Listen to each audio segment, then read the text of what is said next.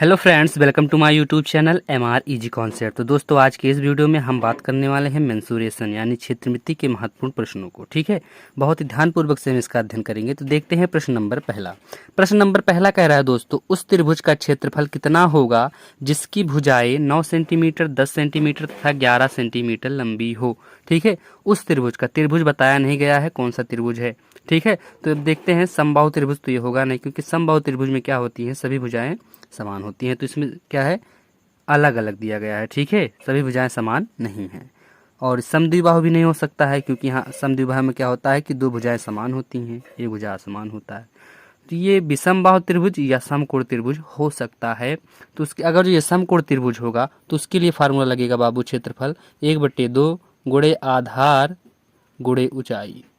ठीक है, अगर जो ये समकोण त्रिभुज होगा तब ये फार्मूला लगाएंगे क्षेत्रफल के लिए। किसके लिए? क्षेत्रफल के लिए। अगर ये विषमबाहु त्रिभुज होगा तो ये वाला फार्मूला लगेगा क्षेत्रफल के लिए। कौन सा फार्मूला लगेगा? अंडर रूट लिए एस, कोष्टक में एस माइनस ए, कोष्टक में एस माइनस बी, कोष्टक में एस माइनस सी। ठीक है, ये वाला फार्मूला लगेगा। तो चलिए हम पता करते हैं ये कौन सा त्रिभुज है। तो समकोण त्रिभुज पहले पता कर लेते हैं। तो समकोण त्रिभुज कैसा होता है दोस्तों? ऐसा। ठीक है, ये हो जाएगा ए, ये बी, ये सी। ठीक, समझने का प्रयास। तो हम पाइथागोरस प्रमेय से सॉल्व करते हैं। तो क्या होता है, कर्ण स्क्वायर बराबर लंब स्क्वायर प्लस आधार स्क्वायर। तो ये क्या होता है, ये कर्ण होता है, ये लंब होता है, ये आधार होता है। तो हम लिख लेते हैं जो सबसे बड़ी भुजा होती है वो होती है कर्ण। तो हो जाएगा 11 सेंटीमीटर। और इसको हम लंब या आधार कोई भी मान सकते हैं। तो इसको मान लेते हैं 9, आधार को मान लेते हैं 10। तो चलिए इसको सॉल्व करिए। कर्ण स्क्वायर बराबर क्या होता है? कर्ण स्क्वायर बराबर होता है दोस्तों लंब का स्क्वायर प्लस आधार का स्क्वायर। ठीक, तो कर्ण बराबर होना चाहिए लंब स्क्वायर प्लस आधार, ये दोनों क्या होने चाहिए, आपस में बराबर होना चाहिए। तो कर्ण क्या है, 11 का स्क्वायर हो जाएगा, यह लंब का स्क्वायर हो जाएगा 9 का स्क्वायर प्लस आधार का स्क्वायर हो जाएगा 10 का स्क्वायर।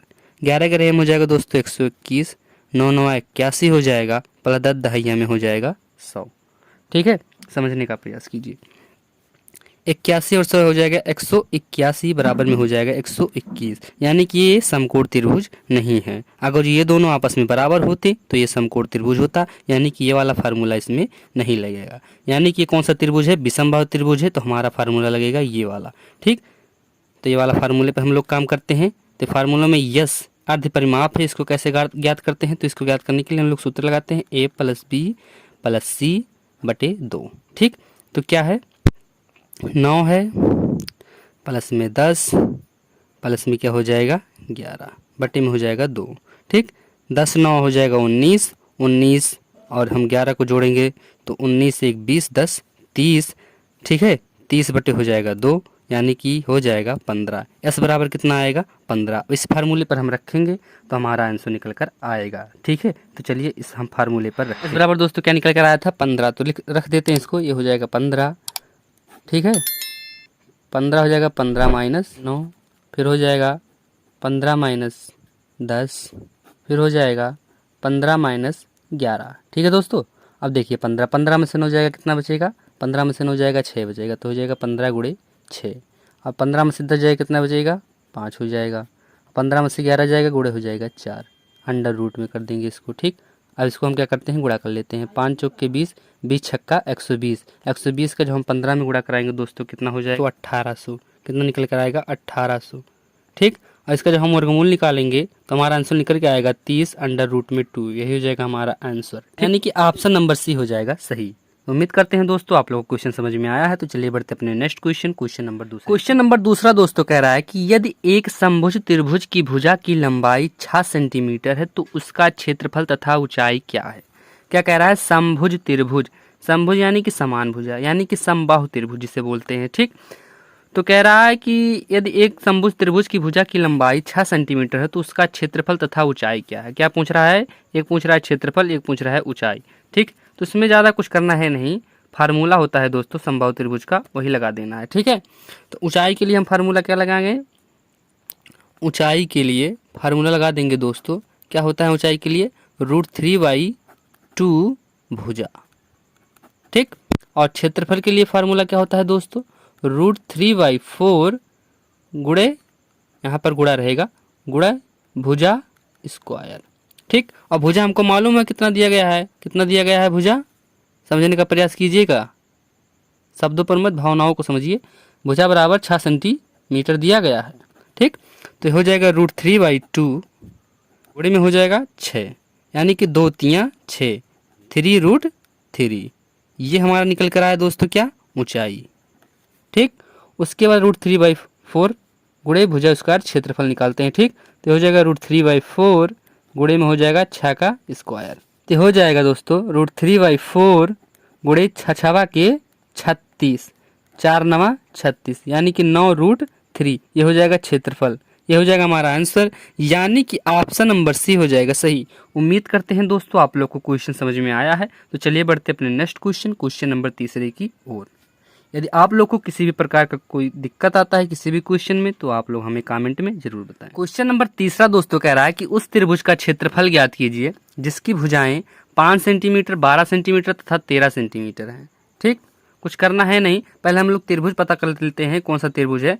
तो ये समबाहु और समद्विबाहु नहीं है, ये समकोण या विषमबाहु त्रिभुज होगा। ठीक है, समकोण त्रिभुज या विषमबाहु त्रिभुज होगा। तो चलिए पता करते हैं समकोण त्रिभुज से, देखते हैं समकोण त्रिभुज है कि नहीं। यदि कर्ण स्क्वायर बराबर हो जाएगा लंब स्क्वायर और आधार स्क्वायर के, तो ये हो जाएगा समकोण त्रिभुज। तो हम लोग का फार्मूला लगेगा क्षेत्रफल बराबर लगेगा फार्मूला 1/2 गुणे आधार गुणे ऊंचाई।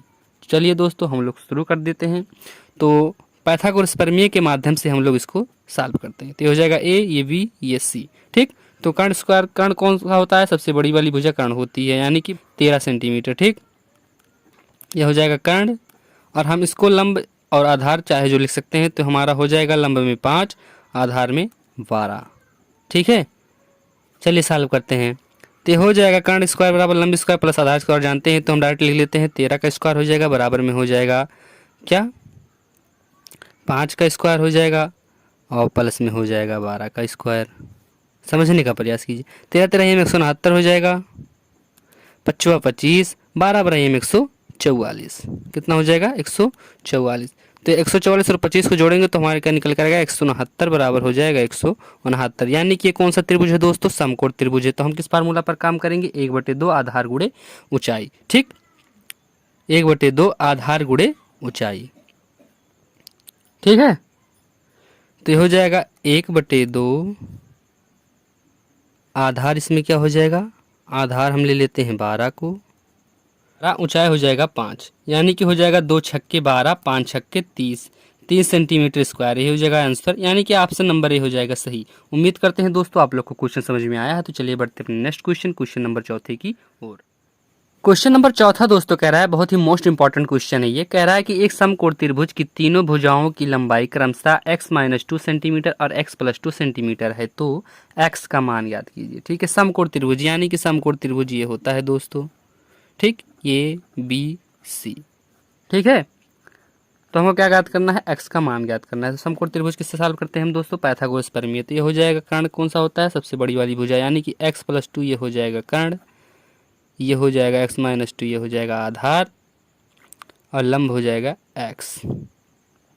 इस पर काम कर लेते हैं। तो ये हो जाएगा x+2 का स्क्वायर बराबर में हो जाएगा x का स्क्वायर, और यहाँ पर हो जाएगा प्लस में x-2 का स्क्वायर।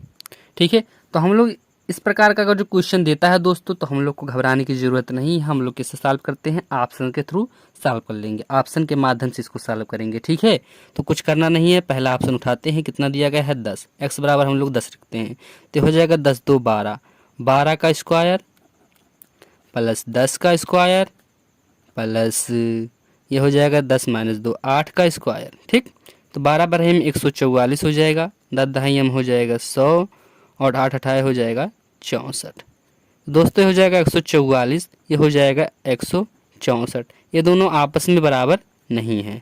ठीक है, तो ये हमारा ऑप्शन नहीं काम कर रहा है। तो हम लोग चल देखते हैं ऑप्शन नंबर दूसरा। ठीक है, ऑप्शन नंबर दूसरा देखते हैं, रखते हैं इसी पर। तो 8 + 2 10 का स्क्वायर हो जाएगा, बराबर में 8 का स्क्वायर हो जाएगा, और प्लस में हो जाएगा 8 - 2 6 का स्क्वायर, 10 10 में हो जाएगा 100, बराबर में हो जाएगा 8 8 64, और प्लस में हो जाएगा 6 6 के 36।